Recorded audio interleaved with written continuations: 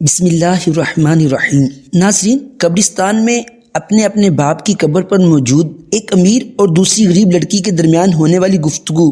جب ایک امیر لڑکی نے غریب لڑکی کو اس کے باپ کی کچی مٹی کی قبر کا تانا دیا تو غریب لڑکی نے اسے کیا جواب دیا، آج کی ویڈیو میں آپ کو یہی بتانے والا ہوں۔ اگر آپ چینل پر نئے ہیں تو چینل کو سبسکرائب لازمی کر دیجئے گا، ویڈیو پسند آئے تو ویڈیو کو لائک کر دیں۔ محترم ناظرین، ایک مرتبہ دو لڑکیاں قبرستان میں اپنے اپنے باپ کی قبر پر بیٹھی تھیں۔ ان میں ایک لڑکی امیر باپ کی بیٹی تھی جبکہ دوسری لڑکی ایک غریب باپ کی بیٹی تھی۔ امیر لڑکی کے باپ کی قبر پر نہایت قیمتی اور بڑے بڑے پتھر لگے تھے جن کے اندر خوبصورت نگینے لگے ہوئے تھے، جبکہ غریب لڑکی کے باپ کی قبر کچی مٹی سے بنائی گئی تھی جس کے اوپر تھوڑی سی کچی مٹی اور چند اینٹیں پڑی تھیں۔ تو امیر لڑکی نے غریب لڑکی کو تانا دیا کہ میرے باپ کی قبر کو دیدہ زیب پتھروں سے آراستہ کیا گیا ہے جس میں بہت بڑا اور رنگین کتبہ بنا ہوا ہے اور اس کا فرش سنگ مرمر کا ہے اور فیروزے کی اینٹ اس میں جڑی ہوئی ہے۔ میرے باپ کی قبر کے مقابلے میں تیرے باپ کی قبر کتنی خستہ حال ہے جس کے اوپر تھوڑی سی مٹی اور چند اینٹیں رکھی ہوئی ہیں۔